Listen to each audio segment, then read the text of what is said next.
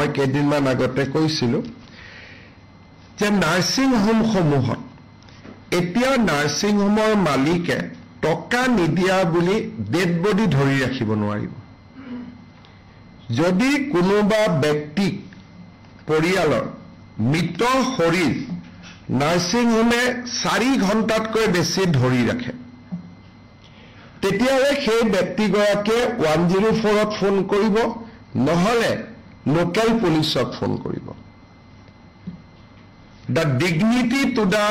dead person is paramount. কোনো dead body তেওঁলোকে মৰ্গত পইচা নিদিয়া বুলি ৰাখি থব নোৱাৰিব টকা পইচা যি আছে তেওঁলোকে সিভিল কেছ কৰক কিবা কৰক টকা উভতাই লওক কিন্তু dead body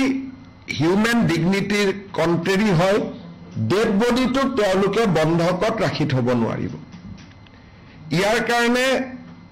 আমাৰ কেবিনেট মেমৰেন্ডাম সহি হৈ যোৱাৰ লগে লগে এইটো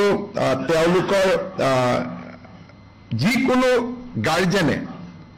যে মোৰ ডেড বডিটো 4 ঘণ্টাৰ ভিতৰত মুকলি কৰি দিয়া নাই বুলি ক'লে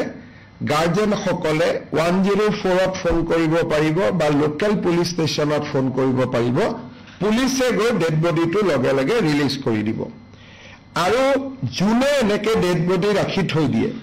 তেওঁলোকৰ আমি 3 পৰা 6 মাহলৈকে লাইসেন্স সাসপেন্ড কৰিম আৰু তেওঁলোকে 5 লাখ টকালৈকে পেনাল্টি দিব লাগিব আৰু যদি তেওঁলোকে ৰিপিট অফেন্স কৰে তেতিয়া আমি তেওঁলোকৰ নাৰ্ছিং হোম বন্ধ কৰি দিয়াৰ ব্যৱস্থা ল'ম আকৌ এবাৰ মই কৈছো যে মৃত শৰীৰ কোনো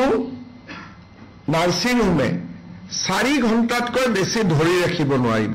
বোলে মোৰ লৰাজন আমেৰিকাত আছে আহি পোৱা নাই সেই কাৰণে মই ৰিকুৱেষ্ট কৰিছো নাৰ্ছিং হোমত যে মৰ্গত ডেড বডিটো কিছু দেৰি থৈ দিয়ক বেলেগ কথা তেনেকুৱা কেতিয়াবা হয় কিন্তু মই পেমেন্ট কৰিব পৰা নাই ঘৰৰ পৰা পইচা লৈ আহক তেতিয়া ডেড বডি এৰি দিম এই কথাটো নহব পইচা আপুনি দিব আছে আপুনি সিভিল কেছ কৰক মানি কেছ কৰক যি কৰক বেলেগ ব্যৱস্থা লওক কিন্তু মৃত শৰীৰটো পণবন্দী হিচাপে ৰাখিব নোৱাৰে it cannot be a hostage dead body টোক আপুনি ধৰি ৰাখিব নোৱাৰে এই অধিকাৰ কোনো নাৰ্ছিং হোমত ভাৰতৰ সংবিধানে বা ভাৰতৰ আইনে দিয়া নাই সেই কাৰণে যিকোনো ব্যক্তিয়ে 104 এটো 24/7 হেল্পলাইন থাকিব 104ত ফোন কৰিলে 104 এ লোকেল থানাক জনাই দিব আৰু ডাইৰেক্টলি লোকেল থানাত আমি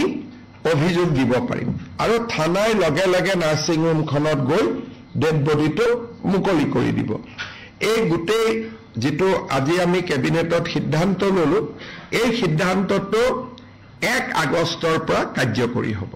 কাৰণ অৰ্ডাৰ ওলাব লাগিব থানা বিলাকক আমি জনাব লাগিব কিন্তু আজি কেবিনেটে যেটো সিদ্ধান্ত ললে it will be implemented from 1st of August আৰু ই বহুত দুখীয়া মানুহক হকাক দিব